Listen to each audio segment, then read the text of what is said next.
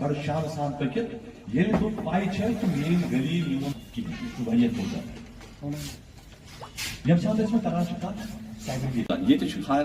Time term वरिया कम concept term छे one use कर पर क्या इस पता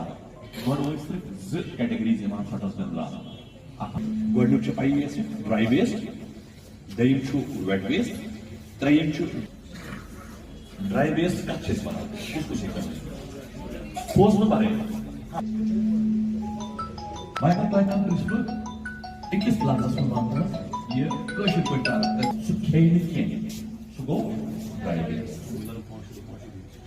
आज तो छु वेट वेस्ट वो छो सो क्लियर अच्छु ज्यादा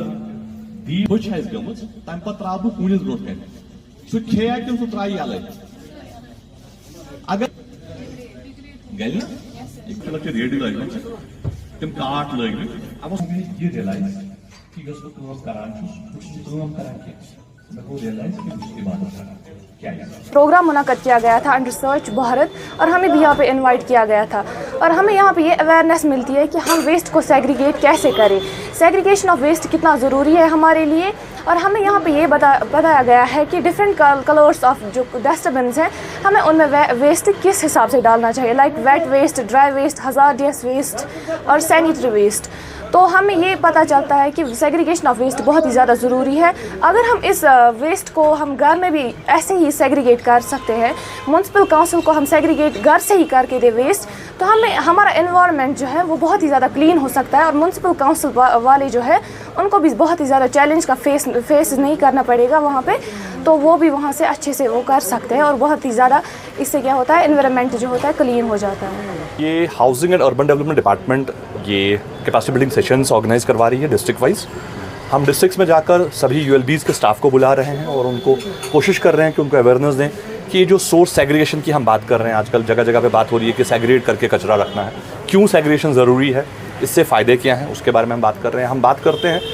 सेग्रीगेशन के साथ साथ जो हमारे यहाँ पर अभी हम देख रहे हैं हमारे आबी वसाइल ख़राब हो गए हैं। उसकी वजह यह है कि हमने पॉलीथीन का इतना बेतहाशा इस्तेमाल किया है। हम पॉलीथीन का इस्तेमाल करते हैं, सिंगल यूज़ प्लास्टिक बहुत ज़्यादा इस्तेमाल होता है। उसकी वजह से जो हमें आने वाले वक्त में दिक्कतें पेश आएंगी, वो दिक्कतें पेश ना आए उसके लिए हम लोगों को अवेयर करने की कोशिश कर रहे हैं। मैं आज बहुत खुश हुआ कि यहाँ MC बांडीपुरा में आज जो कैपेसिटी बिल्डिंग सेशन हुआ, इसमें हमारा स्टाफ, हमारे बच्चे स्कूल से आए हुए हैं।